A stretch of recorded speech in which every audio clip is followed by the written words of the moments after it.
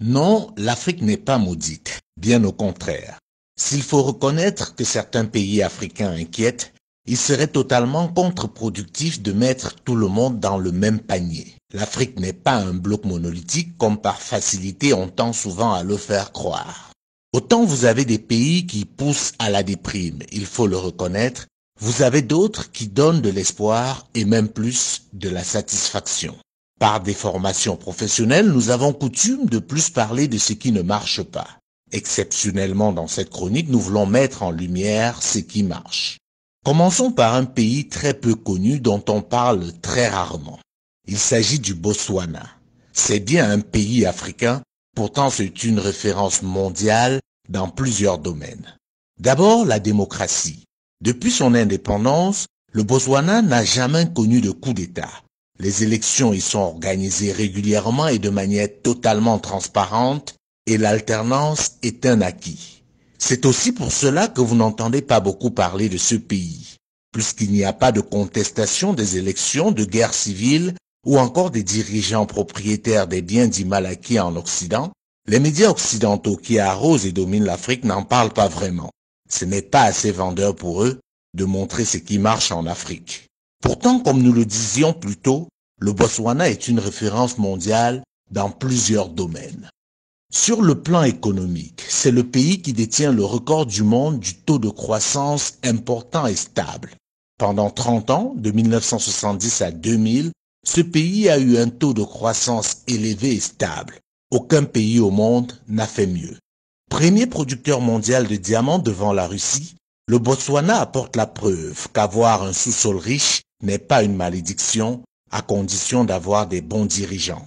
Pendant que le diamant a été source de malheur dans des pays comme la République centrafricaine, le Libéria, la Sierra Leone ou encore la République démocratique du Congo, il est la principale source de la prospérité au Botswana. Il constitue un tiers du produit intérieur brut de ce pays. L'exploitation du diamant profite en premier lieu aux Botswanais. Le diamant du Botswana est aujourd'hui trié, taillé et vendu sur place. C'est le seul pays africain qui a réussi à imposer cela à ses partenaires. Ceci grâce au fait que le Botswana est également une référence mondiale en matière de gouvernance. C'est le pays le moins corrompu d'Afrique et par conséquent parmi les pays les moins corrompus du monde. Les premiers bénéficiaires de la vente du diamant du Botswana sont les Botswanais, car l'essentiel de cet argent est investi dans l'éducation et la formation. Le Botswana est l'un des pays au monde qui investit le plus dans l'éducation par habitant.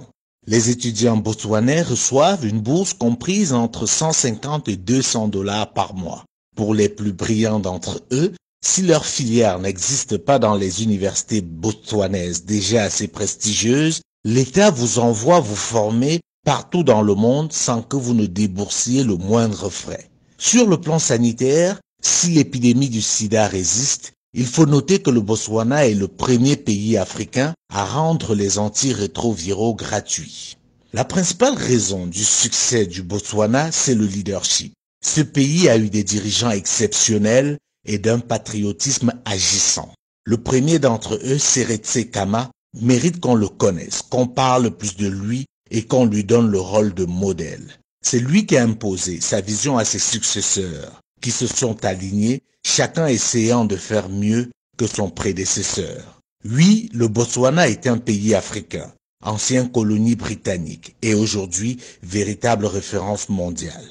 À côté du Botswana, on peut parler des pays comme l'île Maurice, le Cap-Vert, l'Éthiopie. Oui, l'Éthiopie, vous ne rêvez pas. Ce pays qui, il y a encore quelques années, était la honte du continent, dévasté par la famine, est devenu, grâce à ses leaders, une référence en Afrique et dans le monde. Bien entendu, dans cette liste, nous ne pouvons pas oublier de citer le Rwanda. Ces pays ont en commun le fait d'avoir eu à leur tête, à un moment donné de leur histoire, des dirigeants éclairés et soucieux de l'intérêt général. Ils ont aussi en commun le fait d'avoir su briser le lien colonial. Non, l'Afrique n'est pas maudite. Certains pays sont juste mal gérés du fait des dirigeants incompétents, complexés et corrompus. Malheureusement, ils sont encore très nombreux et par conséquent ternissent l'image de tout un continent, poussant certains Africains à la fatalité. Non, l'Afrique n'est pas maudite. Pour vous en convaincre, je vous invite à découvrir le Botswana.